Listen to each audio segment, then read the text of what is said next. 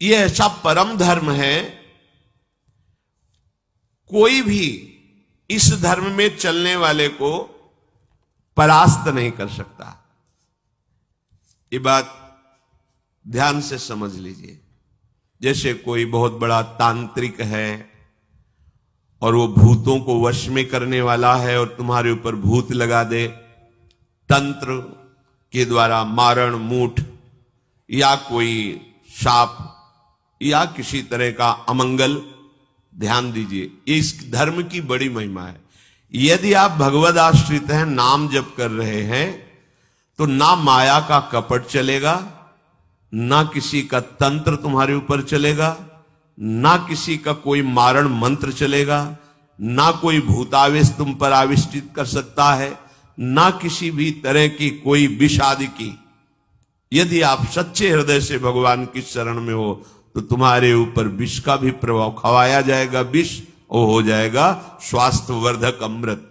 गरल सुधा, गोस्वामी जी कह रहे, रिपु करहि मिताई, गोपद सिंधु अनल शीतलाई। जो भगवान का आश्रित जन होता है उसको विष भी अमृत हो जाता है। अगर उससे दुश्मनी करेगा ना कोई और उसका बुरा चाहेगा, वो जितना कुप्रचार करेगा, निंदा करेगा, उतने उसका यश बढ़ेगा। अगर वो आग लगा देगा तो उसके शरीर में चंदन से भी बढ़कर शीतलता का काम आग करेगी। जो भगवद आश्रित है, श्री हरिराम व्यास जी ने भी प्यारी जू के चरणों के आश्रित जनों को पुष्ट करने के लिए बताया कि राधा प्यारी के चरणारविंद शीतल सुखदाई, कोटि चंद मंद करत नख विद जुन्हाई। श्री राधा प्यारी के चरणारविंद शीतल सुखदाई। शाप ताप रोग शोक दारुण दुखारी, लाल इष्ट दुष्ट दलन कुंज भवन चारी।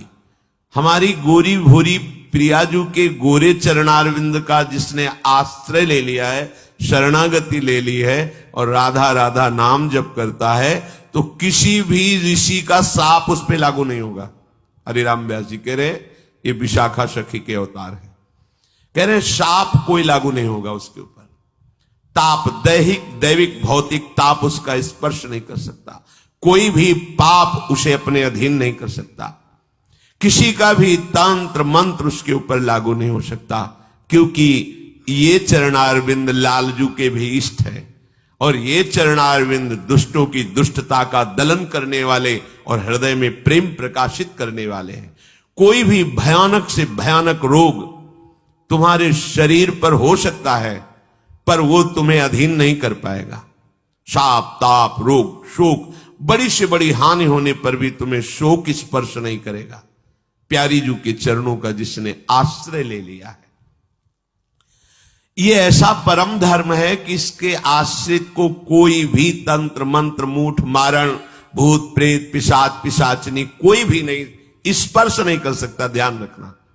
हां, अपना कल्याण कराने के लिए सामने आ सकता है, क्योंकि नाम जापक ही सबके कल्याण का सामर्थ्य भाव रख सकता।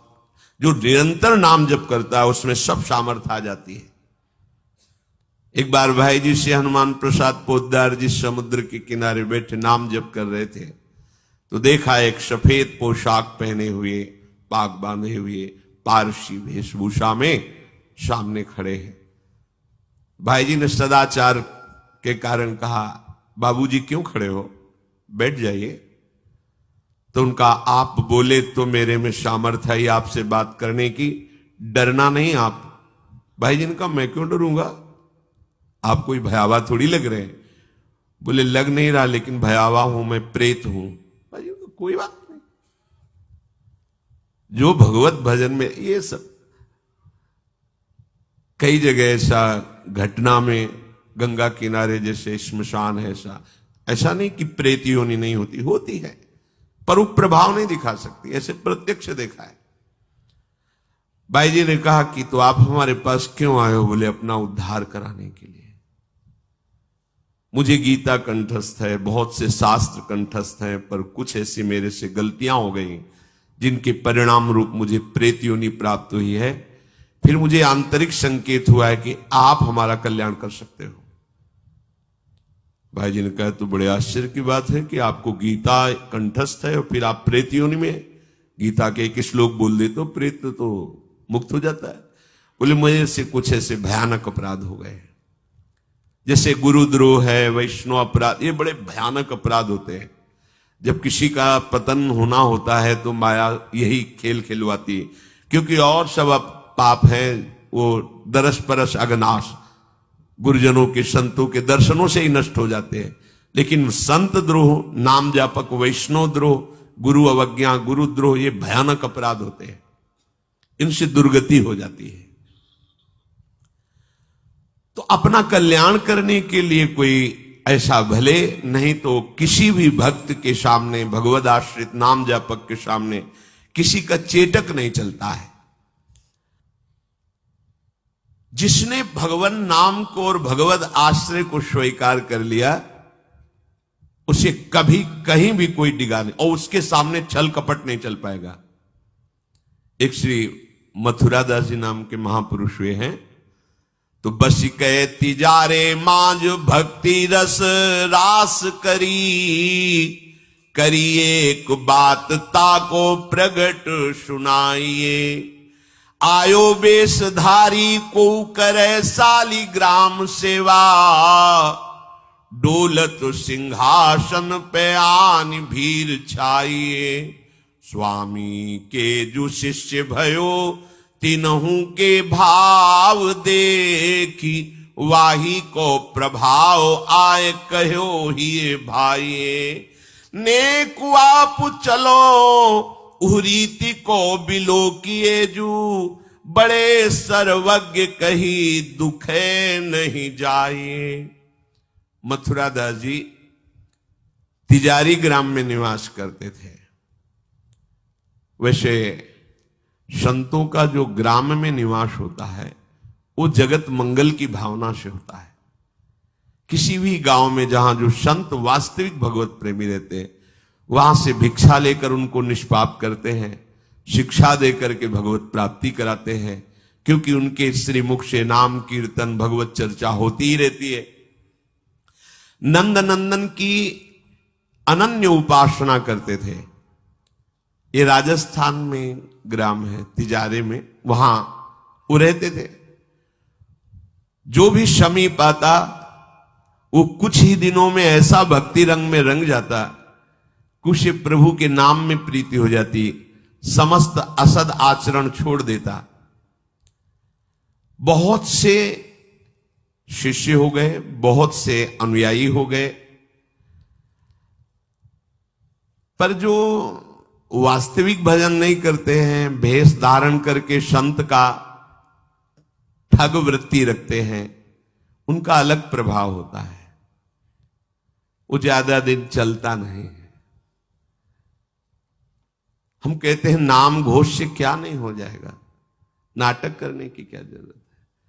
अरे हम प्रभु के बहुत बड़े प्रिय दास हैं, तो जो कुछ चाहिए प्रभु अपने आप देंगे। काहे किसी के आगे नाटक करे, छल फैला। किसके आगे? जो बेचारे हैं, ये सब मारे हुए हैं कर्मों के, भोग वासना से जल रहे हैं, और तुम भगवत पार्षद हो करके बात बनी नहीं।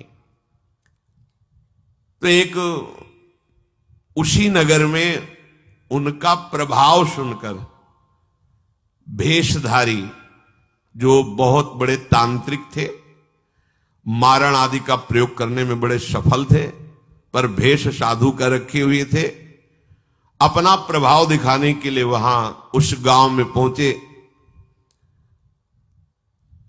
पहचानना बड़ा कठिन होता है। साधु और वेशधारी दोनों में पहचान बहुत कठिन होती। जब तक आप साधु नहीं हो तब तक आप साधु को नहीं पहचान सकते हो, क्योंकि जो वेशधारी स्वांग करेगा वो साधु से भी अच्छा करने की चेष्टा करेगा, क्योंकि स्वांग कर रहा है ना, तो बड़े बड़े भ्रमित हो जाते हैं।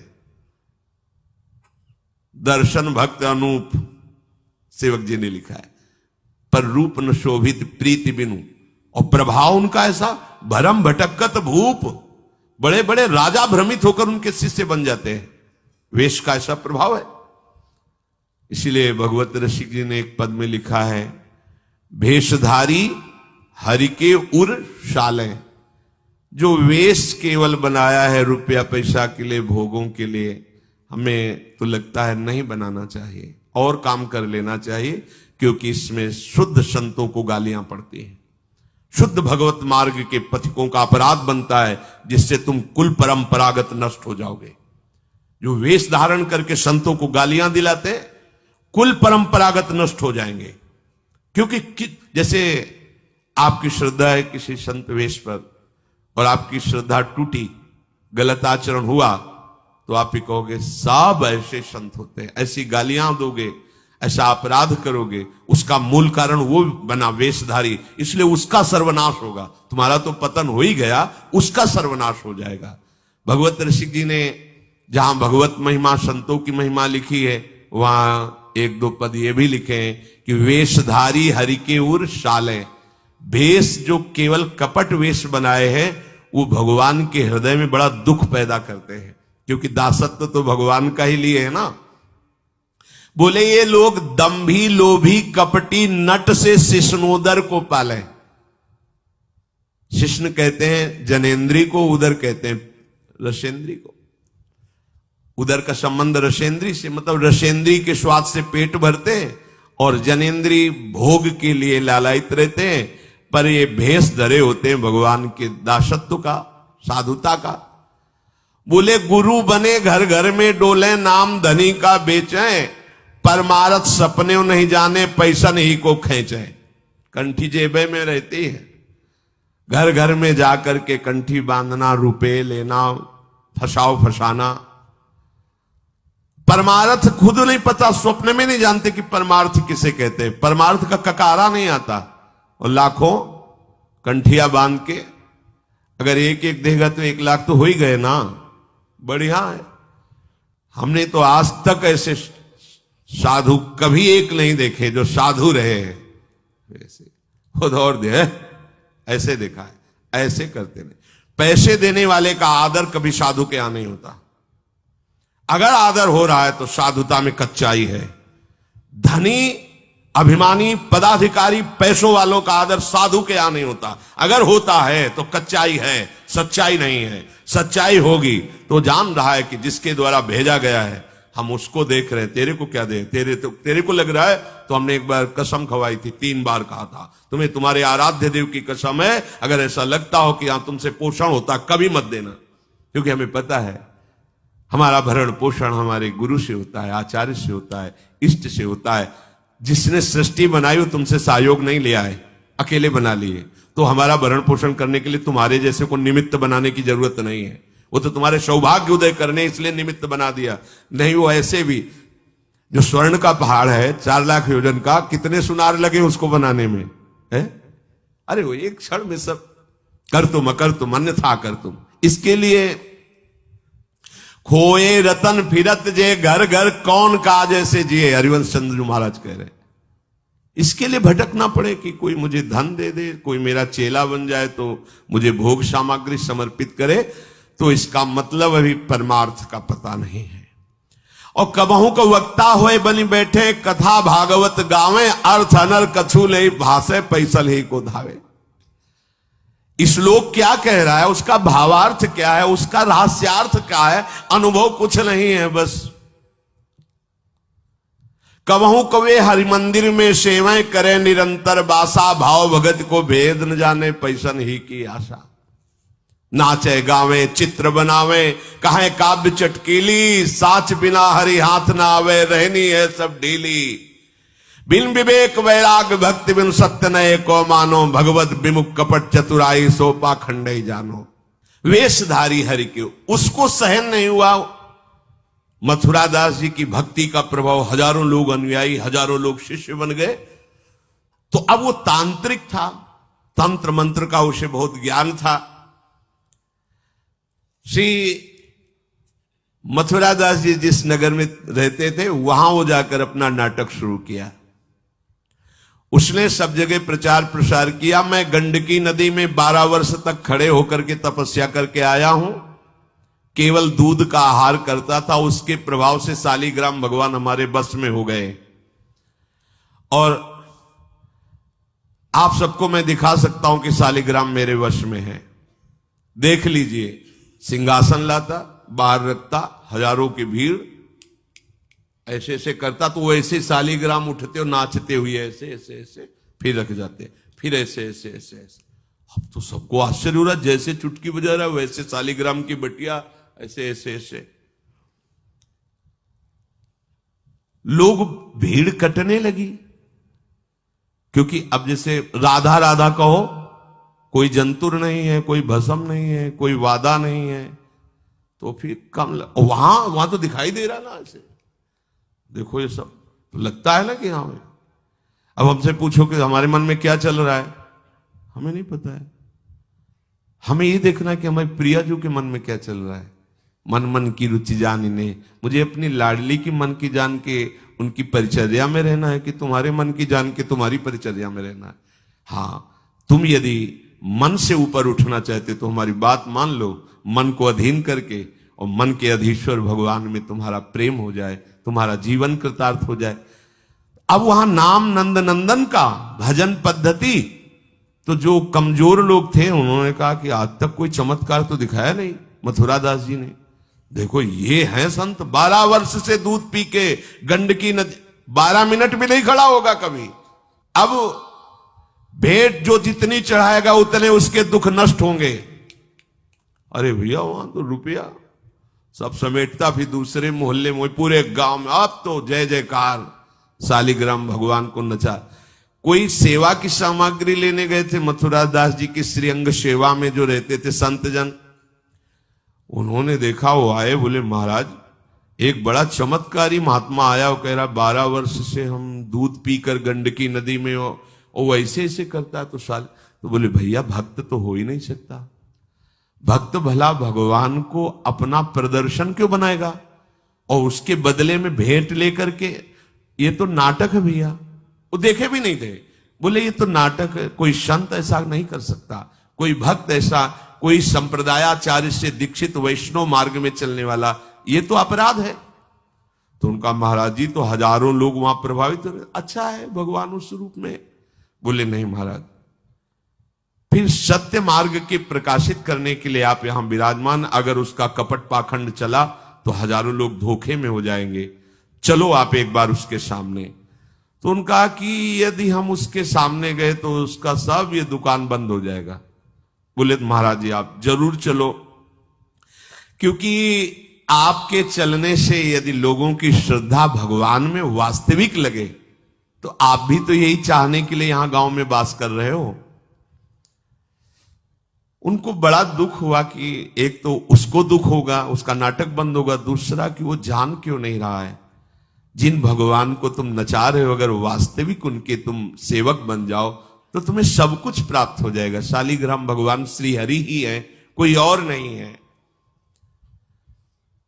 पर बहुत जब उन्होंने कहा तो कहा चलो अच्छा, तो पाए परि गए लेके जाए ढिग ठाढ़े भये, चाहत फिरायो पे न फिरे सोच पर्यो है, जान गयो आप कछु याही को प्रताप ये पे, मारो करि जाप यो विचार मन धर्यो है, मुठी ले चलाई भक्ति तेज आगे आई नाही, वाही लपटाई भयो ऐसो मानो मर्यो है, हुए करि दयाल जा जीवायो समझायो, प्रीति पंथ दर्शायो ही भायो शिष्य कर्यो है। सभी शिष्यों ने चरण पकड़ करके मथुरा दास जी को मनाया कि आप वहां चले। तो आप गए, सादे वस्त्र एकदम सहज स्वरूप साधु का, जाके भीड़ भी इनके साथ है कि भाई मथुरा, उनका भी प्रभाव था तो बहुत सी भीड़ साथ गई। जाकर के गांव वालों ने कहा कि भैया वो आप जो स्वामी जी दिखाते थे शालिग्राम भगवान का चमत्कार, वो दिखाइए, हमारे गुरुजी आए हुए हैं।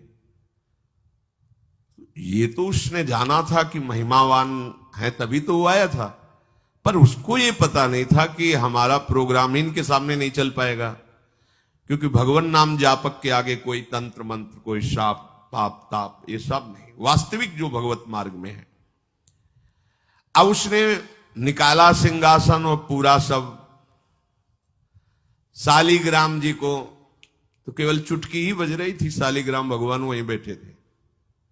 हर प्रयास कर लिया, कोई चमत्कार नहीं।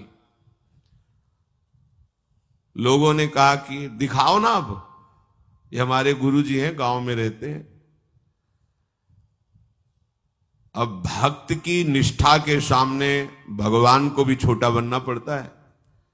इतने महान भगवान भक्त बलि जी के सामने बामन बन के भीख मांगने के लिए गए। भक्ति निष्ठा जीत सकते थे, आज्ञा दे सकते थे, ना आज्ञा दी और ना विजय प्राप्ति की। भिक्षा में मांग करके दिया माता अदिति को कि आपकी चाह है कि राज्य पद देवराज को मिले, तो आपकी आराधना से मैं जाऊंगा, पर वो मेरा भक्त है, ना युद्ध करूंगा ना आज्ञा दूंगा, पर मांग के लाऊंगा। भगवान भिक्षुक बन के गए। भक्त के आगे नौटंकी नाटक कहां चल सकता है? अरे जुगनू तब तक चमकती रहे जब तक सूर्य प्रकट नहीं होता। सूर्य प्रकट हुआ तो लाखों जुगनुओं का कोई मतलब नहीं रह जाता। नौटंकी नाटक, ये साधुता का भेष धर के कितने दिन चलेगा? जिस दिन पोल खुलेगी ना, उस दिन सब नष्ट हो जाएगा, सब नष्ट हो जाएगा। लोग परलोक तो पहले ही नष्ट हो चुका था। पाखंड न करे। हम कह रहे तुम्हें धन चाहिए, तुम्हें सम्मान चाहिए, राम राम भजो, कृष्ण कृष्ण भजो, हरि हरि भजो, विश्व नमन करेगा, ईमानदारी से भजो। हमने ऐसे संत भगवान देखे, ककारा नहीं पढ़े, कुछ नहीं जानते, बस एक ओम, दुई ओम, तीन ओम, चार ओम ऐसे जपते, और लोग न्यौछावर थे, सीधे सरल ओम ओम, राम राम, कृष्ण कृष्ण, साफ सिद्ध। कबीरदास जी जैसे वहां पर राम राम राम राम। श्री स्वामी सत्संगानंद जी महाराज बक्सर, बस इतने। जब कोई बेटा राम राम, ऐसे लगते थे कि मतलब इनको पी जाएं, अपने हृदय में रख ले। इतने दुलारे वयोवृद्ध थे, ऐसा सुंदर रूप, ऐसी कोमलता, ऐसा आकर्षण, बस राम राम राम राम। अरे प्रभु के नाम में क्या नाटक करने की जरूरत क्या है? पाखंड कर। प्रभु महालक्ष्मी पति हो, तुम्हें लक्ष्मी ही चाहिए तो वो सब दे देंगे। काहे को नाटक करे? काहे को किसी को भ्रम में डाले? तुम भ्रम में हो, दूसरे, अरे भैया तुम राम राम जपो, कृष्ण कृष्ण जपो, तुम्हारा मंगल इसी, बस इसी में मंगल होगा, दूसरा मंगल कर ही नहीं सकता। अब उनके प्रभाव से उनका कुछ नहीं हुआ। अब तो लोग कहने लगे दिखाओ ना, इसका मतलब तुम नाटक कर रहे थे। अब सबके सामने उसका मान नष्ट हुआ, उसका सब तंत्र बेकार हो गया। कुछ लोगों ने कहा पकड़ो और मारो इसको, पीटो, बहुत नाटक करके रुपया कमा लिया, सब छीन लो, धन छीन लो। किसी ने कहा मार पीट के इसे न्यायाधीश के, पुलिस डिपार्टमेंट को दो। ये मथुरा दास जी ने सबसे कहा देखो अगर हमको लाए हो तो हमारी बात मानो, इनको किसी भी तरह का कष्ट मत दो, कोई भी बंधन नहीं। और उनसे कहा भैया आप जिसका नाटक कर रहे हो ना, अगर सत्यता से इसे मान लो तो जिन लोगों ने रुपए चढ़ाए ये बहुत थोड़े हैं, वो तुम्हें निहाल कर देगा। सत्यता से भजन करो, ये काहे को नाटक करते हो? इतना कह के वो चले गए। पर उसको समझ में नहीं आया। उसने कहा अच्छा तुम अपनी दिखा दी, अब मेरी देखना। सबके बीच में कहा तुमने अपनी दिखा दी, अब मेरी। मूर्ख को समझ में नहीं आता। उसने कहा ठीक है तुमने दिखा दिया, अब कल सुबह तक तुम देखना कि मैं तुम्हारा क्या करता हूं। क्योंकि उसे मारण का प्रयोग आता था। अब ये क्रोध उत्पन्न हो जाए तो राक्षस बना देता है, और क्रोध उत्पन्न होता है कामना से, और उसकी कामना सब नष्ट हो गई ना, सब किया कराया सब माटी हो गया, क्योंकि लाखों लोग प्रभावित हो रहे थे। अब वो क्रोध के वशीभूत होकर तामसी जप करने लगा। तामसी जप होता है विनाशकारी। अपवित्र सिद्धियां उसके पास थी। पवित्र सिद्धियां भी होती है जो दूसरों का मंगल करती हैं, अपवित्र सिद्धियां होती है जो दूसरों का नाश करती हैं। उसने मारण विद्या का अनुष्ठान किया, जिसे देहाती भाषा में मूठ कहते हैं। आज मैं इस अभिचार से उस महात्मा का सर्वनाश कर दूंगा। भूल भूल भारी भूल। जो साधु की मीच तक है वो उसी मीच से मरता है। ये तो समझ में ही नहीं आया। सरस्वती जी को देवता और ब्रह्मा जी सब प्रार्थना कर रहे हैं कि अयोध्या वासियों की बुद्धि तो बदल दी, वापस गए। भरत जी आ रहे हैं, इनकी बुद्धि बदल दो, नहीं भरत जो कहेंगे वही राम करेंगे। तो दिमाग पलट गया है भरत की बुद्धि। अरे प्रभु का इशारा था इसलिए अयोध्या वासियों की बुद्धि बदल दी। भरत जी के विषय में सोचोगे भी तो नष्ट हो जाओगे। महाप्रेमी भरत के विषय में सोचना ही तुम्हारे लिए अमंगल हो जाएगा। और हम क्या, करोड़ों सरस्वती भी हो तो भरत की भाव भरी भक्ति में बाधा नहीं पहुंचा सकती। अब उसने प्रारंभ किया बैठ करके आसन में मूठ का। एक खप्पर जैसी आकृति प्रकट होती है और उसमें जाजुल्यमान तेज होता है। और वो जहां जाएगा तो जिसके पास जाना है वहीं शुरू हो जाएगा उसका खून पोकना, नीचे से शौच द्वार से मुंह से खून की उल्टी आना, उसके पहुंचते पहुंचते और जहां पहुंची तो वो नष्ट हो जाएगा, मर जाएगा और वापस चली जाएगी। वहां जाके प्रमाण देगी कि हम काम कर रही हैं। वहां भक्तों ने देखा कि एक खप्पर में आग जलती हुई राउंड राउंड से गोला होता, तो जाके कहा मथुरा दास जी ये उसकी चलाई हुई मूठ है, तुम कुछ परेशान मत हो, यहां कुटिया की डेहरी में भी प्रवेश नहीं करेगी। अब वो आकर के मारण बस वहां घूम रहा है। मथुरा दास जी निकल के आए, हाथ जोड़ा, क्योंकि सब मंत्र सब सिद्धियां भगवान की, तो ना चाहे पवित्र हो या अपवित्र हो, तो उन्होंने कहा तुम सर्वज्ञ भगवान की ही शक्ति से संपन्न हो, तुम जानती हो कि हमारा कोई अपराध है क्या? अगर अपराध है तो हम बाहर निकल के आते हैं, आप हमें नष्ट कर दो। यदि अपराध नहीं है तो जिसके द्वारा किया गया उसको दंड दो। तुरंत मूठ वापस हुई, कोई मंत्र मंत्र नहीं पड़ा, तुरंत वो मारण वापस हुआ। उधर शुरू हो गया उसका खून, नीचे से ऊपर से, जैसा इनके जैसे काशी नरेश को जब पौंड्रक राजा के साथ भगवान ने उद्धार किया तो उसके लड़के का नाम था सुदक्षिण। वो पंडितों से विला बोला ऐसा मारण प्रयोग कर सकते हो कि द्वारिका को मैं द्वारिकाधीश नष्ट कर दे। मंत्र में ताकत होती पर उनको ये पता नहीं था जिससे मंत्र प्रकट हुए भला उन पर कैसे प्रभाव चले। उन्होंने कहा हां, तो उनका भारी दक्षिणा देंगे। तो काशी में अनुष्ठान शुरू हो गया और प्रकट हुई कृत्या। ऐसा नहीं, मंत्रों में ताकत होती है। पर भगवान शिव ने प्रकट होकर कहा था कि जो ब्राह्मण भक्त नहीं है, जो ऋषि भक्त नहीं, उसी पर ये मारण का प्रयोग काम करेगा, अन्यथा नहीं। तो भगवान का नाम ही नमो ब्रह्मणे देवाय गो ब्राह्मण हिताय च। अब मारण कृत्यारूप रखकर द्वारिका को जलाने के लिए गई। द्वारिकावासी भागे, भगवान से कहा, भगवान ने सुदर्शन जी को आज्ञा किया करो हिसाब। भगाते हुए कृत्या को ले गई तो कृत्या ने पहले उन ब्राह्मणों को मारा, सुदक्षिण को मारा, फिर सुदर्शन ने कृत्या को नष्ट किया और पूरी काशी में आग लगा दी। ये भागवत में वर्णन है। भगवत भक्त या प्रभु के ऊपर कोई मारण चलेगा क्या? वो मारण उसी बाबा जी के पास जो नौटंकी कर रहे थे शालिग्राम के नचा, अब तो त्राहिमाम मच गया। और वो संत भगवान गए क्योंकि पता था कि बचेगा नहीं, मंत्र का प्रयोग है। गए और भगवान नाम उच्चारण किया, कृष्ण कृष्ण कृष्ण। नंद नंदन के उपासक थे और मूठ से कहा शांत हो जाओ।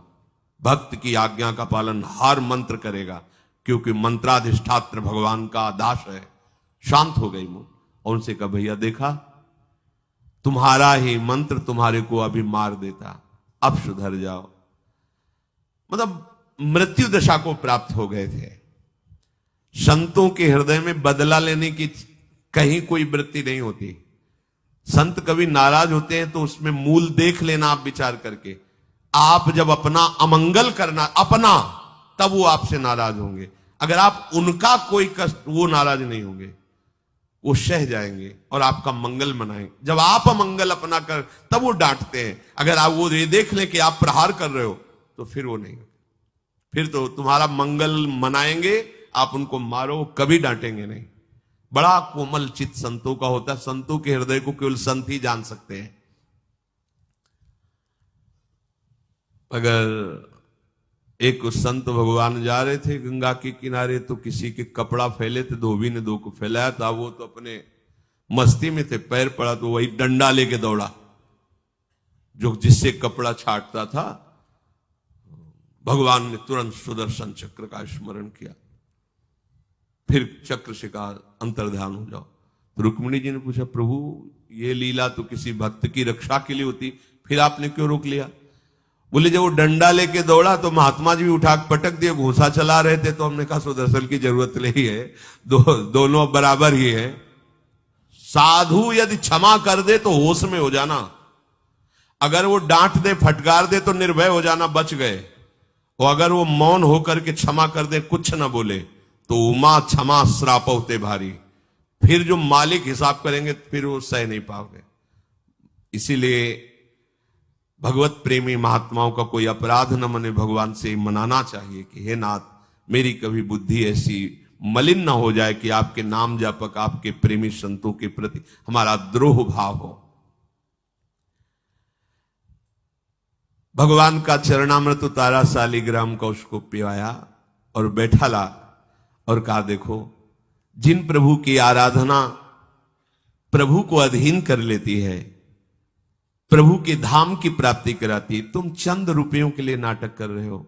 आज से ऐसा वो चरणों में गिराओ, कहा महाराज वास्तविक न मैं कभी 12 वर्ष गंडकी नदी में खड़ा हुआ हूं, न कभी दूध पिया हूं, मुझे पैसा कमाने का रास्ता अच्छा समझ में आया, इसलिए आज से मैं वास्तविक आपके चरणों का शिष्य बन करके भजन करूंगा, और हमारे द्वारा जो भी गलती हुई आप उसे क्षमा कीजिए।